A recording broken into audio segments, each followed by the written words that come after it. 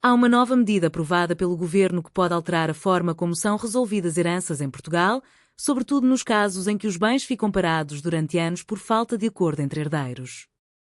A decisão surge num contexto de crescente pressão sobre o mercado da habitação, onde imóveis continuam fora de circulação devido a processos familiares que não chegam a consenso. De acordo com o Executivo, o objetivo passa por criar mecanismos que permitam ultrapassar estes impasses prolongados, mantendo o equilíbrio entre direitos individuais e a necessidade de dar uso aos bens. Ao fim de 2 anos, pode avançar sem acordo de todos. A principal alteração prevê que um ou mais herdeiros possam desencadear a venda de imóveis, mesmo sem a concordância de todos os envolvidos, após um período mínimo de 2 anos de indivisão. Segundo declarações do primeiro-ministro, Luís Montenegro, esta solução pretende responder a situações em que a ausência de entendimento impede qualquer decisão durante longos períodos. A medida aplica-se tanto a imóveis urbanos como rurais, abrangendo diferentes tipos de património. Um problema que mantém casas fora do mercado.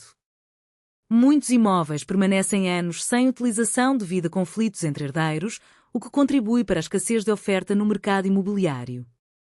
De acordo com a mesma fonte, a intenção do governo é permitir que esses bens possam voltar a ser utilizados, seja através da venda ou da sua colocação no mercado de arrendamento. Este bloqueio prolongado tem sido apontado como um dos entraves estruturais à dinamização da habitação em Portugal. Direito de propriedade continua salvaguardado. Apesar da mudança, o governo sublinha que não está em causa uma limitação do direito de propriedade. Segundo Luís Montenegro, trata-se de criar um mecanismo que permita resolver impasses sem retirar direitos aos restantes herdeiros. A intervenção procura equilibrar interesses individuais com a necessidade de evitar situações de estagnação. Medidas inseridas num pacote mais amplo. A alteração faz parte de um conjunto mais alargado de medidas relacionadas com o setor da habitação. O Conselho de Ministros aprovou também incentivos fiscais para o arrendamento e venda de casas a preços moderados, incluindo a redução da taxa de IVA para 6% na construção. Segundo a mesma fonte, foi ainda aprovado o texto final do regime jurídico de urbanização e edificação, que segue agora para promulgação. O que muda na prática? Com esta nova regra, abre-se a possibilidade de resolver situações que até agora poderiam prolongar-se indefinidamente. Em vez de depender da unanimidade entre todos os herdeiros, passa a existir uma via para avançar após um determinado período.